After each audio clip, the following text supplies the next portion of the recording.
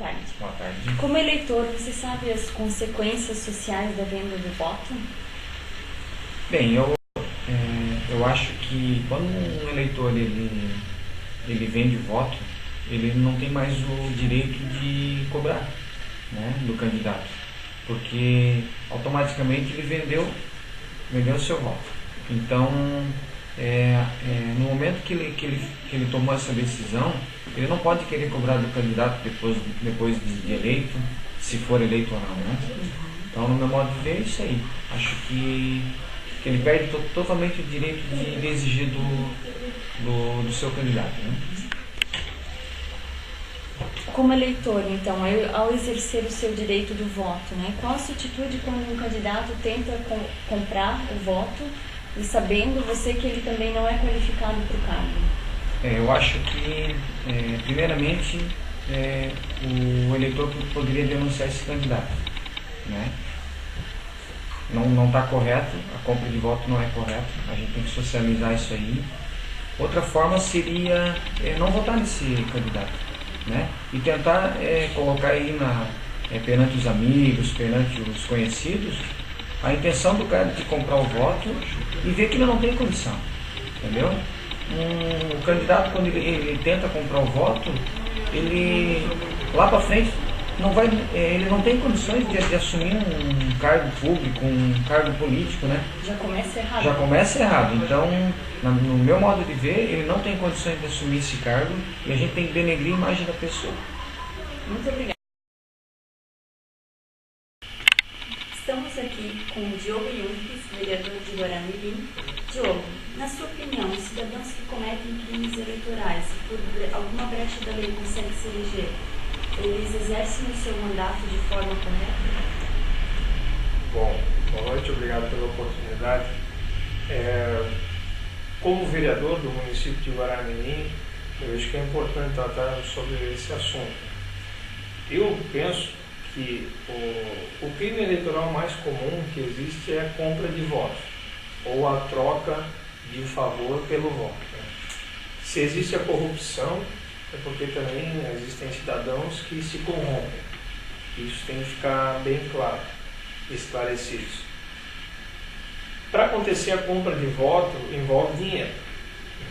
Hoje, no caso legislativo, um vereador, ele recebe um salário para ele sobreviver, vamos dizer assim, viver bem, razoavelmente, né? Mas para isso. Então, na verdade, muitos políticos, no momento da campanha, eles fazem não só uma eleição, mas um investimento a curto prazo. De alguma forma, como eu falei no começo, esse dinheiro que ele usou para cometer esse crime eleitoral, ele vai querer repor. Então, na minha opinião, esse pode ser, né, que existem pessoas que cometem erros e depois se arrependem, não vou generalizar, mas a grande maioria do que a gente acompanha no cenário político atual é isso. A campanha é um investimento, depois que consegue a eleição, usa de diversas artimanhas e formas para recuperar esse prejuízo. E aí é onde começa a corrupção. A corrupção começa desde o começo, já na eleição, quando que há o crime eleitoral e quando o cidadão se corrompe. Estamos hoje com a doutora Ana, juíza da comarca de Guaramirim, e vamos saber dela o que ela acha dos crimes eleitorais. Então, doutora Ana, quais os crimes eleitorais que mais acontecem aqui em Guaramirim? Olá, primeiro é um prazer estar dando então essa entrevista para vocês. Em relação aos crimes eleitorais, o que mais acontece realmente é a boca de urna. O problema é que ele é difícil assim da gente pegar, então é um crimezinho difícil de se caracterizar. O mais fácil de caracterizar, e na verdade foi o único que aconteceu na última eleição que a gente acabou apurando, foi um crime de transporte de eleitor. Isso é perdido no dia das eleições. Mas ainda o processo acabou sendo arquivado por falta de provas também. Mas seria a boca de urna, transporte de eleitor e corrupção também eleitoral, que também é mais difícil ainda de comprovar, né? Seriam os mais comuns. E qual o procedimento para não denunciar um crime eleitoral?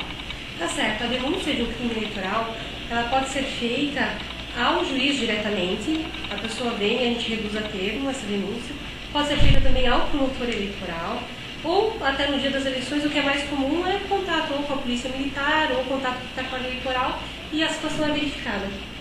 E após o recebimento dessa denúncia, né, verificados indícios de autoria e materialidade, qual o caminho processual disso? Tá certo. Então, em relação a essa denúncia, se é apurada alguma coisa, alguma materialidade, são colhidas provas, o Ministério Público é que é o autor da ação, porque as ações dentro do crime eleitoral são sempre ações públicas incondicionadas. Então, cabe ao Ministério Público propor ação e o procedimento bem detalhado está no Código Eleitoral ali.